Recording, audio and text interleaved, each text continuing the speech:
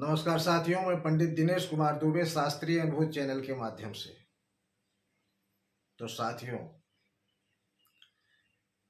एक बात तो सच है कि एक कहावत है कि बुद्धिमान यानी विद्या की सर्वत्र पूजा होती है।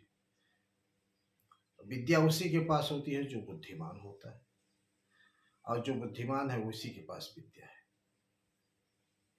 आज इसी पर एक आधारित बड़ी अच्छी कहानी लेकर आया हूँ आप लोगों के पास। बहुत समय पहले की बात है, किसी देश में एक साहूकार रहता था। उसने व्यापार करके बहुत सारा धन इकट्ठा किया था, लेकिन जहां रहता था उस राज्य के राजा से उसकी थोड़ी अनबन हो गई। राजा ने उसको देश निकाला दे दिया, और देश निकाला देने के साथ यह भी आदेश दे दिया कि तुम अपने साथ कुछ भी जवाहरात, मुद्रा, सोना चांदी, रुपया पैसा कुछ भी नहीं ले जा सकते हो। केवल शरीर पर जो तुम्हारे गहने हैं बस वही। साहूकार करता न क्या करता, जो है आपत्ति का मारा उसने सोचा ठीक है, अब देश निकाला तो राजा ने दे ही दिया है, तब यहाँ से जाना पड़ेगा। राजा के सिपाही आ गए उसको अपने राज्य से बाहर करने के लिए। उस साहूकार के 4 बेटे थे, बाकी जो चौथा लड़का था उसकी जो पत्नी थी वो बहुत ही बुद्धिमान थी, बहुत बुद्धिमान।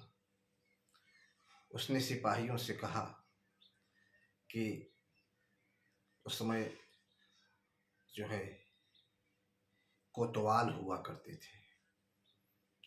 आज जैसे दरोगा होते हैं, उस समय कोतवाल हुआ करते थे। तो कोतवाल से कहा, कोतवाल साहब हम लोग जा तो रहे हैं, रास्ते के लिए थोड़ा 4-5 रोटियां बना लेते, अगर ले जाने देते तो पता नहीं कहीं भोजन मिलेगा कि नहीं।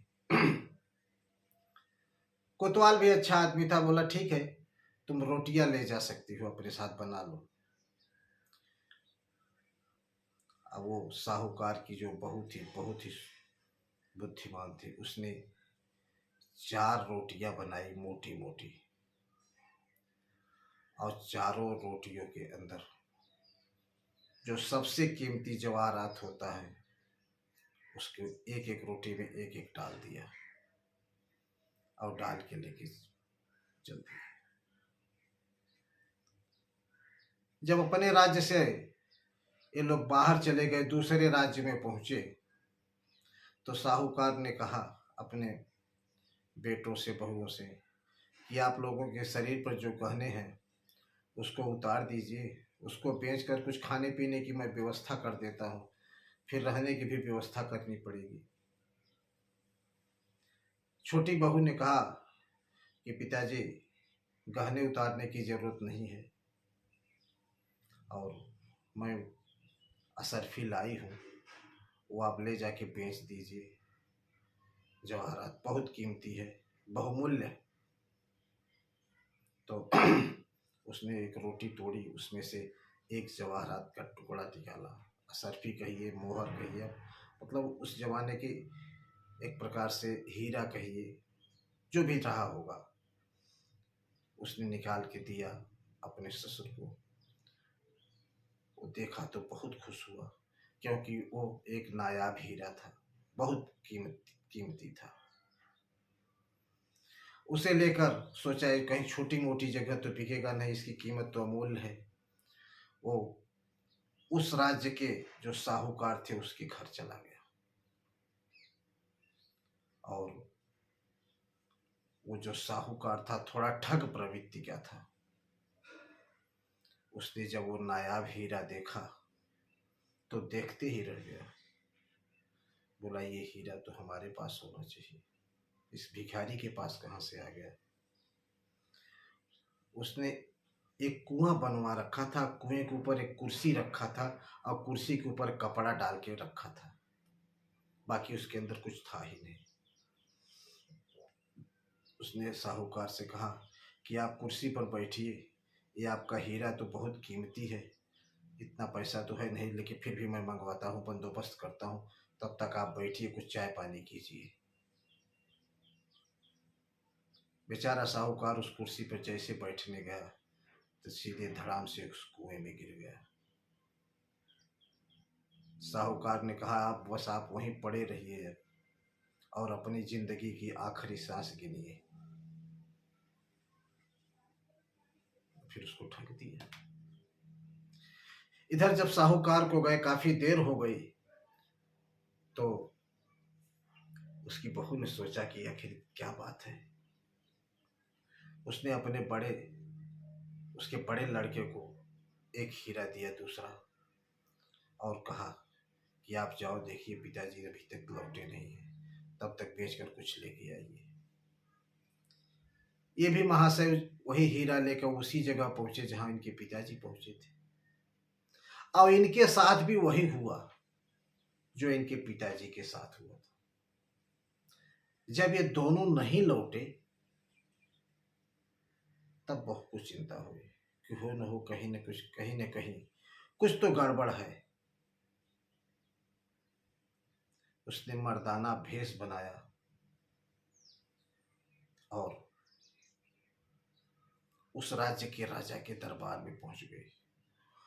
उस समय वहां पर एक आपत्ति आई हुई थी। आपत्ति ऐसी थी कि राजा के जो जहां जानवर बांधे जाते थे, जानवर गौशाला जहां था, वहां से रोजाना एक पशु चोरी हो जाता था।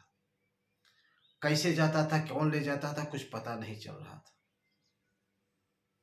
और वो जाके राजा के दरबार में हाजिर हुई और राजा से कहा कि आपकी ये समस्या मैं दूर कर दूंगा। उसने ये नहीं बताया कि मैं एक औरत हूँ। उसने मर्दाना भेष बनाया था और कहा कि आपकी समस्या मैं दूर करूंगा, मैं चोर को पकड़ के लाऊंगा। राजा बहुत खुश हुआ, कहा अगर आप चोर को पकड़ के लाओगे तो आपको मुंह मांगा इनाम दिया जाएगा। अब वो तलवार लिया और तलवार लेके गया जहाँ गौशाला था, जो जानवर जहाँ बांधे जाते थे, सब पूरा निरीक्षण किया और वहां से फिर जाके दूर एक बहुत बड़ा पेड़ था, उस पेड़ के ऊपर चढ़ के बैठ गया।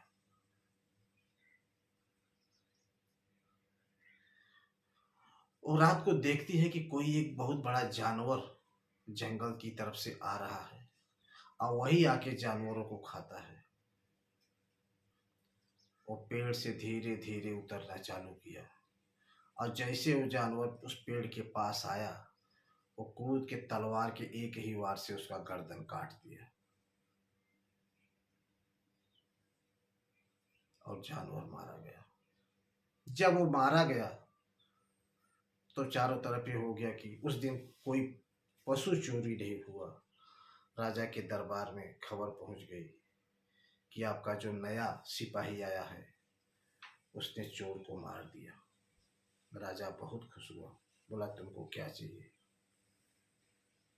बोले हमको कुछ नहीं चाहिए, हमको दो चीजें चाहिए। हमको एक तो शहर का कोतवाल बना दिया जाए, दूसरी हम किसी को क्या दंड दे रहे हैं हमको रोका न जाए, क्योंकि इस राज्य में बहुत सारे चोर उचक्के हो गए हैं और उनको दंड देना हमारा काम है।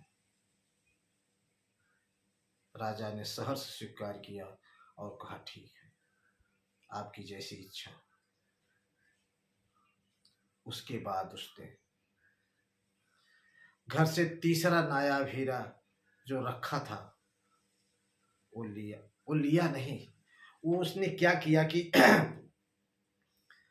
पता किया कि हाँ इस राज्य में सबसे बड़े साहूकार कौन है, क्योंकि उसने सोचा कि हमारे ससुर जी अगर गए होंगे तो किसी साहूकार के यहाँ ही गए होंगे। तो उसने कहा ठीक है। पता लगाते लगाते एक साहूकार, जो सबसे बड़ा साहूकार था, उसके घर पर पहुंच गई और कहा कि राजा के लड़की की शादी है,